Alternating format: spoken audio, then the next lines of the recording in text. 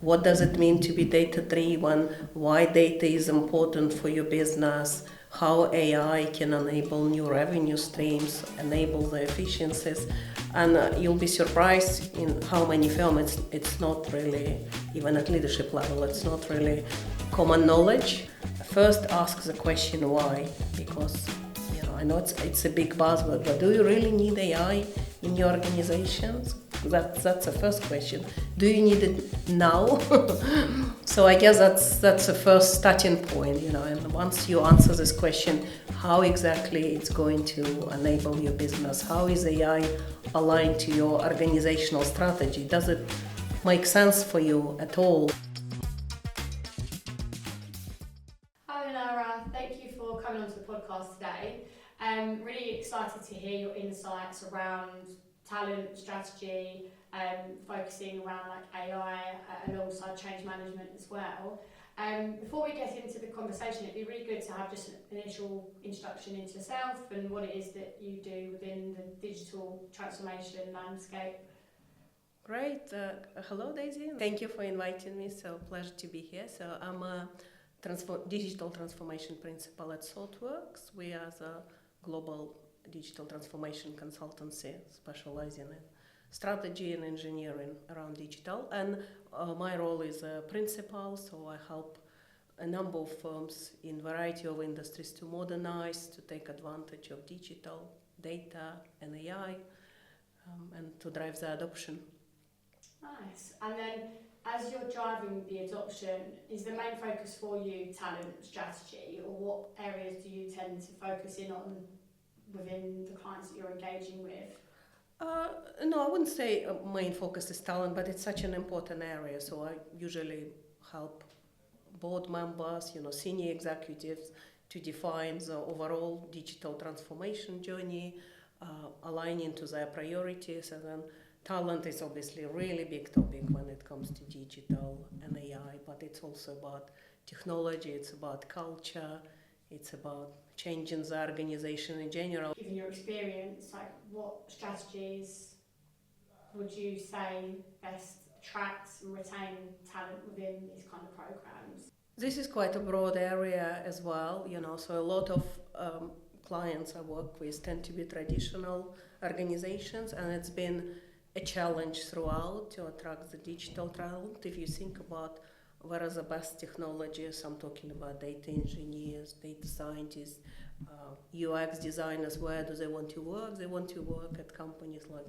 Google, Microsoft, Apple, you name it, not necessarily traditional firms. So that's massive, big problem in a lot of programs that I manage and get involved in. And in terms of strategies, there's a number of ways to address it, but it's not a really simple answer. So as you can see, some really big banks, for example, if you look at JP Morgan, Goldman, a lot of them promoting themselves in terms of technology. You see how much research they put out on AI, on data, on innovation. They are very active in webinars, in conferences, etc. So that clearly works. They're traditional, you could say, but big financial services brands, but they're becoming very attractive to the digital talent. Because if you think about the talent, we can be very specific, the kind of roles you need to drive digital transformation. It's product managers, it's data scientists, data engineers, software engineers, experience designers, you name it. So we as a firm, ThoughtWorks, we've got a lot of those people because we're exciting, innovative place for them. They get a chance to experiment. And in terms of attracting this talent, it's really not just about compensation, just to make it clear. So it really has to be purposeful. For example, ThoughtWorks, we are well known for our social change, for being a great place for innovation. We are one of the leading firms in AI and data. Some of the leading concepts like data mesh come from us. So that's attractive place for that talent. So for traditional firms to compete for that talent, it also requires to be an exciting place. And like I said, the best firms, that's what they do. They're really active everywhere. I know the core business of a lot of FS firms is banking, obviously, financial services, but they do realize to become more successful, to compete, to continue to compete, they really need that digital talent, and that's how a lot of firms attract those people. And I guess what I wanted to add as well, the best talent will not walk through the door. So if you're thinking about traditional approaches, you put the job description and 100 people will apply. That probably not the right strategies this day and age, because the best talent probably got 10 offers on the table. Yeah. We can see it as well. So it really has to be more proactive recruitment. So again, another strategy is hackathon. A lot of firms put together hackathon, so your name is becoming known out there, so you attract that type of talent, and it's sort of pull rather than push type of recruitment. Yeah, I think that's so key. When working within Wave, that's our whole approach, right? It's like the communities that we can build to retain passive talent on the market, so that as we're engaging with clients, we can pull from our communities rather than headhunting, or posting jobs and hoping that the best people will apply, because it kind of goes without saying that the best talent isn't always off the market, right? Exactly. The best companies. And so is part of your focus helping to drive companies to become more innovative? Like, would you implement like programs or like help them to foster strategies to create more innovation internally? Or if so, could you kind of give a bit of context around that? Yes, absolutely. But again, it's such a broad topic. So in some firms, you really have to start from the scratch. The data literacy is a big topic, and again, it's such a broad topic as well. So you need to educate your leadership teams on what does it mean to be data driven, why data is important for your business, how AI can enable new revenue streams, enable the efficiencies. And you'll be surprised in how many firms it's not really, even at leadership level, it's not really common knowledge. So that's where your data literacy program starts, and then the whole organization need to be educated. So we, for example, the programs that are quite popular, data for everyone or AI for everyone, this is a minimum level of understanding what data is, why it is important in this day and age, because it just doesn't exist, So every person in the organization got some kind of basic foundational understanding. And then obviously leadership need to think about how is it relevant to our strategy, how the data gonna enable us to be more competitive, to unlock revenue stream, to help drive efficiencies, or to make sure we're not losing market share. That's what leadership need to think when it comes to data and AI. And then there is also this enabling talent, the digital talent we're talking about. These are the people who actually makes these things happen, build platform, build dashboard, build self-service tools, so data is easily accessible, digestible to everyone else across the organization. So when we're thinking about data literacy program, this is how we structure them. So it's called kind of persona-based literacy program, because you've got different personas and they've got different needs, from foundational, everybody at the same level, to more advanced, and then thinking about data and AI in a more strategic way. And outside of, so I guess if you step into an organisation and they're not very innovative, you'd always push them to become more data-driven as like a priority. Is there any other gaps that you typically identify outside of pushing organisations into becoming more data-driven that can help them to foster more of like an innovative environment to be able to then attract better talent? We advise companies on, obviously, the foundations. You need both you need both talent and you need technological foundations. You can't have one without another. So in terms of unlocking innovation, you need both. You can't have outdated systems, don't have modern platforms, don't have modern data analytics tools enabled, even if you have the best talent. So you need both. Alongside attracting the right talent to transformations, alongside the technical alignment, of course, there's characteristics that come into play. And it'd be really interesting to know from your experience what, I guess, type of character contributes towards the success of transformations, like what kind of soft skills they need to have, what to look out for, so that you're not just aligning technical capabilities, but you're also looking out for the important, I guess, personal skills that they would need as well to be a success. That's a good question, Daisy. Also, technical capability is really important. Like I said, there is such a shortage on the market. But what we look at for people involved in transformation in our clients, we strongly advise that these are people who really want to improve, you want to learn. For a lot of people, like working in cross-functional team, it's something new, and that's part and parcel of the transformation. Those agile cross-functional team, when you bring the technologies, business subject matter experts, product managers, so you bring a whole set of skills in the teams to work on innovative program. So people who are comfortable with that, not sitting in their silos, what they used to, but be comfortable in this type of environment and really embrace it, and without saying, people who want to learn and improve, really excited about the future, and people who are quite strategic, that's quite important, people who don't just think this is my piece of work, this is the code I need to write, this is what I need to deliver, and not thinking broadly. It's really good to have people who really thinking how important is their role is, that they're doing really something really transformative, aligned to the strategy of where a company wants to go. So you think having a product mindset, do you think that's quite important? Oh yeah, absolutely. I don't even go there yet, because a lot of firms are very, very early in their product journey, but quite a few traditional firms embracing that now, realizing that's probably the best setup to be really fast to market, to be really aligned to the customer needs. So a lot of clients actually do that, transforming into product-based organizations, but it's a slow process. It's a massive cultural change. You're talking about taking people who used to working in their own ivory tower, for example, in IT or in marketing, etc. That's what they've been doing for many, many years.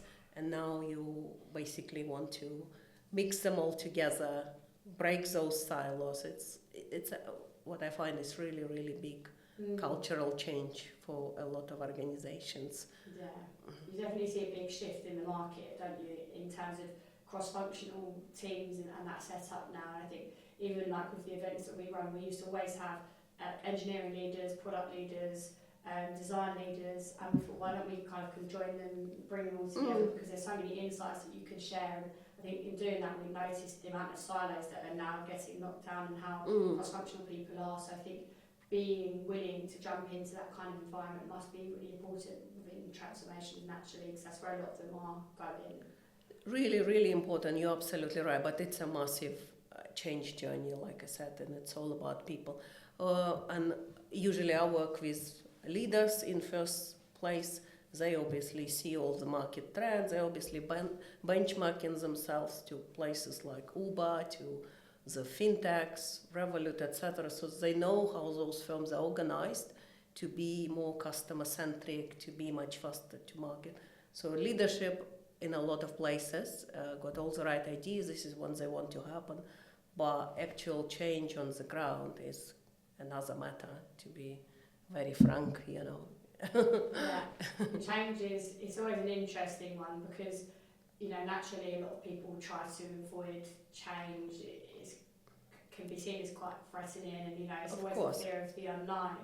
And I can imagine you probably work with people a lot of the time that are quite resistant to change. So how do you kind of influence that and change people's mindsets to be kind of receptive to change, and actually for it to be something that they want to do to kind of improve and to develop? Yeah, that's great that you asked this question, because in my work, I genuinely think that's the biggest challenge, that's the biggest blocker to digital and data transformation, this change resistance. Genuinely, I see a lot of clients invest into the latest technology, maybe quite successful at attracting the talent. Maybe if not permanent, then they can hire consulting talent. But change is a massive topic. And for me, the first question I ask when I go to the organization, the why. I ask leaders, why you starting this transformation? Why AI is important to you now? And you'll be surprised in how many firms they don't have the answer. And imagine if your leadership is not sure why exactly they're doing the transformation and can articulate it across the organization. Imagine the people on the ground are completely lost, completely in the dark. What is happening now? Our roles are changing. We're now asked to join some cross-functional team. We're now being pushed all this data training as a mandatory effort. What's in it for us? Why are we doing it? So, to be honest, I would strongly recommend that's a starting point, that to clarify the why and communicate it very broadly across the whole organization. So you usually find the board level and senior leadership knows we need to adopt AI, we need to become more data-driven, otherwise we will be left behind. But people on the ground not clear the why. So that's a starting point, I guess. And the second point is about transparency. So the transformation programs, digital transformation programs that don't go well, they fail, as a lot of the time is about transparency missing. What is it? There are obviously sometimes job losses involved or big change to the jobs, and people are kept in the dark, and what it fosters is fear, obviously, uncertainty, and you got a turnover, so your best people are leaving in this environment because they don't know what's coming. You end up with your people you probably don't want to keep, to be honest. So that transparency is really important, and I know it's really challenging because sometimes there is no other answer, right? We automating some critical processes, we digitizing big part of our operations. Naturally, job losses are coming, but not keeping people informed. It just creates gossip. It just creates fear, anxiety, and it blocks any kind of transformation effort you try to do. Yeah, and why do you think? Because I kind of hear it a lot when I speak to like executives where there is just that lack of communication. Where do you think? I guess whose responsibility is that to ensure that that isn't the case? Well, you would hope the leaders themselves in the organizations are clear about it. They read all the best practice about how do you do change management. Question number one, the clear why. Question number two, transparency, bringing people on the journey. You would hope people read all the best practice, how to do it, but in reality that's not the case in a lot of organizations. That's not the case. Whose job it is? It's leaders' job, of course, to do that and to do it well. And so do they lean more on parties like yourself to kind of step in and then help them to better communicate like change internally, because that's something that they've struggled with as such? They do actually, keeps me employed, I guess. Some of them speak too good.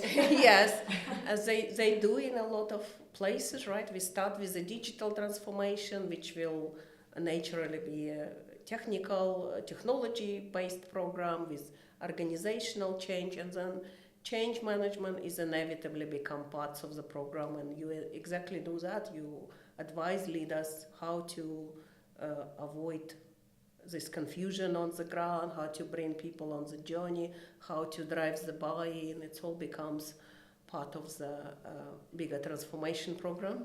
Yeah, and you see within digital transformations there can be like, I guess, organisational change, business transformation, technical transformations. Do you find like one area typically more challenging for organisations than the other, or do you feel, would you kind of have more, would you have more like programs that you support in one particular area because of the challenges that they encounter, or they're all kind of equally as challenging now in different ways? They're challenging in different ways. Like when you talk about technology transformation, a lot of organizations have legacy tech stack, sometimes not even on the cloud. So you're trying to bring modern tools, modern technologies, build the platform, and that's really difficult if it's based on legacy technology. So that brings its own set of challenges, and obviously if you can't transform your technology stack, it's really difficult to drive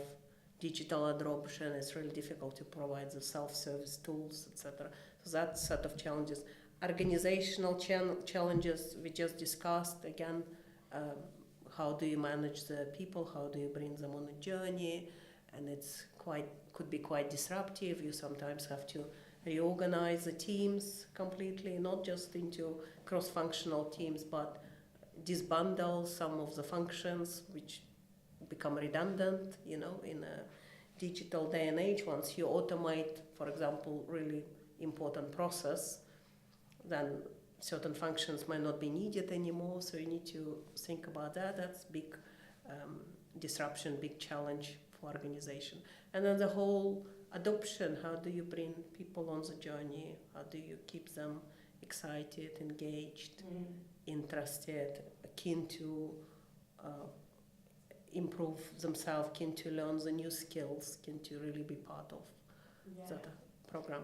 I had a meeting the other day with a client, and we had this conversation, and as we was talking about like bringing people on a journey, and something that he said, which I thought was quite interesting, is sometimes when organisations go through digital transformations, there's like, kind of with football, there's like different leagues. So there's like a championship, and then you get promoted to the Premier League, and sometimes there's football players that are like championship level, but if they get promoted they might be out of their depth, and then sometimes they're not kind of almost ready or suitable for that kind of level of transformation or whatever they're moving up to. And there's always the fine line between investing in, to people and taking on that journey, or like analysing and assessing, like, are they actually kind of on par with where we need to go and like what we need to do now, kind of thing. And it's like, do you find that you have to assess that when you're working with organisations as well? Like, do you have the right staff to be able to successfully deliver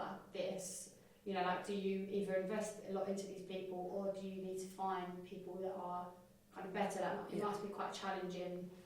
Yeah, that's a great question actually, and I really like that metaphor, but unfortunately we often don't have a choice. So a lot of organizations want to do the right thing. I believe it's the right thing, instead of making people displaced, making them lose their jobs. They're quite keen to retrain them, upskill them into new areas. But you're absolutely right. So for example, product manager is a really good example. It's a really critical role, and a lot of traditional organizations don't have it. And it's a completely different way of thinking, where it's not about technology anymore. It's about understanding why the market, working very closely with the customers, understanding client needs. And this is really, really critical skill.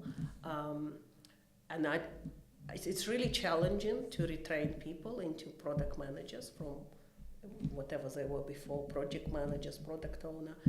Completely requires completely different mindset. And a lot of organizations try to do that, retrain the whole bunch of project managers or product owners they have into product managers. Not many succeed.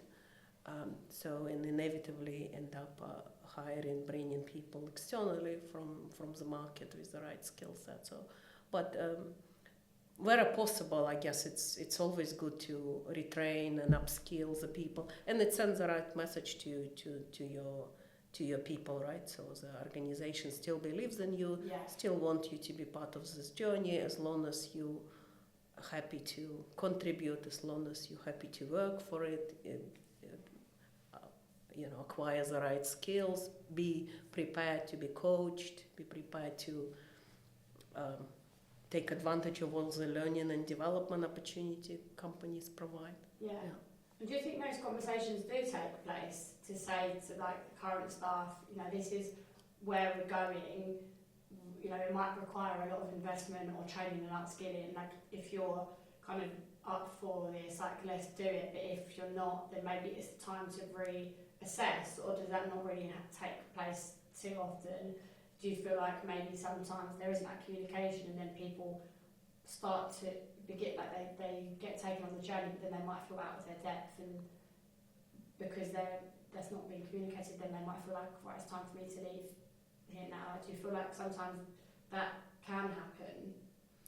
I think, to be frank with you, I think a lot of organization could be much better at it, about communicating how important for people to be on that journey. And that's a lot of my role, actually, advising clients what's the best way to do it, how to drive that buy-in across the whole organizations. And I do agree with you, probably at some point people just realize, well, this is really out of my depth. This is not the skills I can easily pick up, really out of my comfort zone. Yeah, you're absolutely right. That's probably a lot of it is happening. And when you're advising clients on this particular subject, what are the main things that you recommend for them to ensure that they do properly, to kind of drive that communication effectively?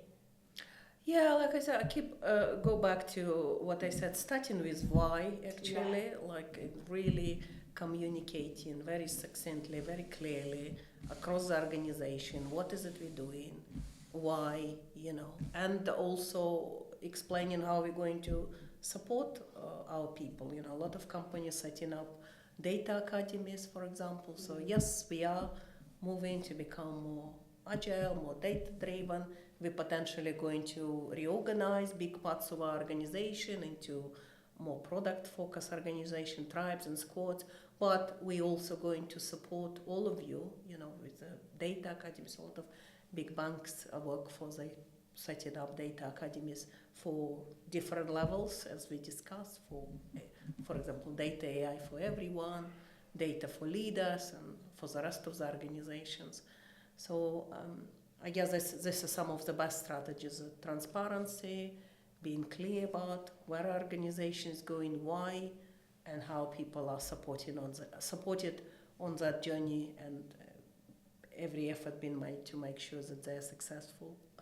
Then it's down to them. Yeah. I suppose it's like the follow-up as well, right? You communicate what the changes are going to be, but then, as you say, making sure that they're supported, that's equally as important, because you can roll out changes that you can communicate them well, but then if that follow-up part isn't there and they don't feel supported throughout, that's probably an area where you would lose people along the way, I would imagine. Yeah, absolutely. And that's again coming back to change management. We keep talking about change management as a topic. That's again the basic principles of change. You don't do it once. It's better to over communicate. This is one area. It's definitely you follow up with different forms of communications at all levels as frequently as possible. The organizations send newsletters, organize town halls, webinars, whatever it takes to make sure that everybody comfortable. So what I've seen, again, not working well is when organization does one big announcement, this is what we're going to do, this is how we're going to change our organization, and that's it. So you again left your people in the dark. Yeah. They don't hear, they don't know what's happening, how is it impacting them, and that's one of the worst things you could do. So the communication have to be frequent, proactive at all levels, town halls, Q&A, asking people to raise questions anonymously if possible, because a lot of people will not be comfortable asking openly questions about, is my role still safe, etc. So create different avenues so people are comfortable to ask whatever's worrying them. Yeah. Would you say, when you say frequently, would you say every week, or is there normally a set period of time you would advise or recommend as such? I wouldn't go in prescribing specifically how frequently. It's just different ways of doing it. So do company-wide communication, educate all your managers how they should be handling those questions with the team members, newsletters, like I said, Q&A sessions, newscasts, maybe set up the shared portal where people can raise their questions and get the answers in anonymous way. So it's different strategies. It's not one way fits all, and over communicating is probably good when it comes to transformative change. Yeah. Yeah. And as we're kind of on the topic of change, I think it, would be rude not to kind of talk about AI, as that's probably one of the most influential areas right now in terms of change. From your experience, it would be really good to understand what you would recommend, when you're working with organisations, of how to best implement AI effectively, and what those steps are. Again, it's such a big buzzword. Everybody's doing AI. Everybody wants to do AI. Yeah. Everybody wants to talk about AI. So, of course, I expected you will ask. I guess it goes back to what I mentioned before, to any kind of digital, data-driven transformation. First, ask the question why, because I know it's a big buzzword, but do you really need AI in your organizations? That's the first question. Do you need it now? So I guess that's the first starting point, And once you answer this question, how exactly it's going to enable your business? How is AI aligned to your organizational strategy? Does it make sense for you at all to explore AI? How big you need to go on AI? Do you need to hire the whole team, create chief AI officer role, or it doesn't completely make sense for your business? So I guess that's a starting point. Think very strategically what you expect from AI, what value you will get from it. And before you can do that, a lot of it is about educating leaders. So that's a lot of my role, educating from leadership team to across the organization what AI is, what it isn't. I know since ChatGPT, it's exploding topic, but AI been around for much longer than ChatGPT, and a lot of people don't realize that. Actually, a lot of companies are banning ChatGPT, full stop. I'm not going to go into all the risks around it, but the whole spectrum. So I guess that's the first topic. Think about why you need AI, how it's going to help your business. And then there are enablers, obviously, for AI. You need the right skills, like for any digital transformation, you still need the right skills. You need the data engineers to connect to the data, to build the models or to fine-tune the models. You need data scientists, you need user experience designers to make it all accessible to your users, to your people across the organization. So that's on a talent side, and that it's got its own challenges, attracting that talent, as we talked about.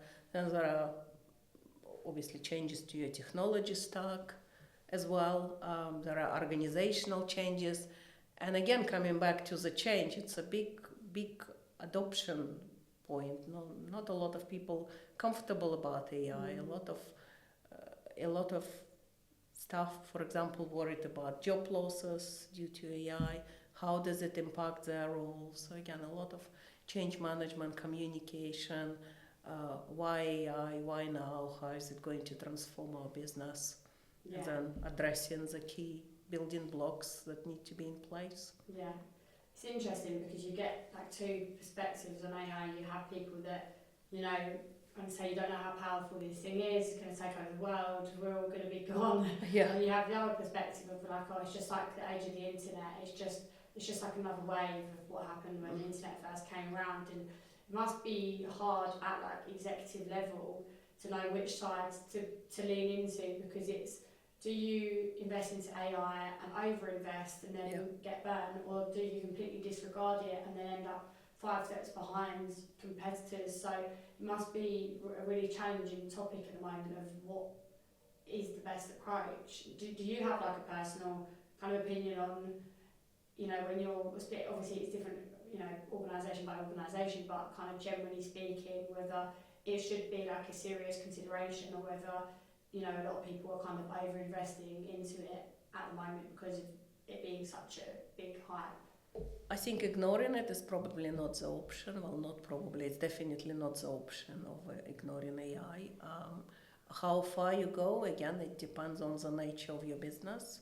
If you very clear how AI gonna enable your strategy, will enable you to generate more revenue, will enable you to cut costs. Of course, then you go big, whether it's building your own AI tools or buying something off the shelf. So it really depends on your own appetite, your own organization, what makes sense for you. And in terms of my opinion, again, start from foundational blocks. Do you have the building blocks in place? Do you have the right talent? Does your organization, the leadership understands what AI is, how valuable it is? Do people on the ground comfortable working with AI, being augmented with AI? So that's a starting journey before going all in, I would say. Just like you would do with a digital transformation program of any kind. Approach it in a similar way, but ignoring it obviously not an option. Yeah. It's funny because when we have like workshops, we bring leaders together. Everybody, of course, wants to talk about AI, and I know you came to a round table before, and there's people to kind of will talk about it for for hours and hours. It's almost hard to stop the conversations. But then when we've had workshops in the past, the minute that somebody asks the question of how are you actually using AI right now, there isn't actually many live cases. It's kind of like, well, actually we're not, because it's not really mature enough yet, is it? And I think it's like, it is such a hype to talk about, but there's still, such a long way to go for people to be using products effectively. But yeah, it's an interesting... That's a great point you brought up, because proof of concepts are everywhere. Every company wants to experiment. Every business that I know got some experiment going on. Let's try something with AI, make sure it's got AI on it so we can put on our, website that we are experimenting with AI, that we are doing this and that. But whether it's... and a lot of those experiments are failing, actually, because they're not considering the wider organization. Does everybody knows what AI is? Is our leadership comfortable with AI? Is that proof of concept actually going to generate any value for the business? Is it aligned to what we are doing, or is it we're just doing AI for AI's sake? So that's something I strongly recommend avoiding. And then, as we discussed, educating your people so they're all comfortable with AI, they're all comfortable with whatever it takes.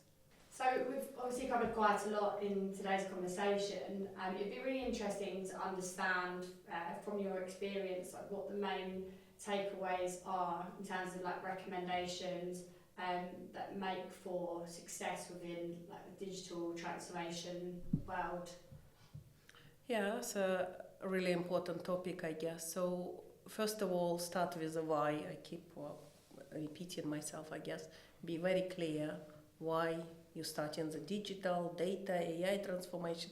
It's got so many flavors. Be very clear why you're doing it, and communicate, bring your people on the journey. So for leadership to be comfortable and be very clear about the objectives, and to communicate to the rest of the organization. And change and transformation starts from the top, so the mandates from the top, and it needs to be cascaded and understood at all level of the organization. Another thing is the best people probably not going to walk through the door, so that how you attract, how you develop talent really needs to change and adapt. So yeah, thank you so much for coming on to the podcast today. It's been really interesting to hear from your experience and your insights, some advice that people can come away from this video with. So I know I've definitely learned a lot, and really appreciate you coming on to the podcast today. For those who are keen to kind of reach out or connect, I'd assume LinkedIn would be the best kind of platform to connect with you on. Yeah, absolutely. Thank you, Daisy, for inviting. That's been interesting conversation. I also enjoyed it. Yes. Perfect. I'm glad. Thanks for coming in this hot weather as well.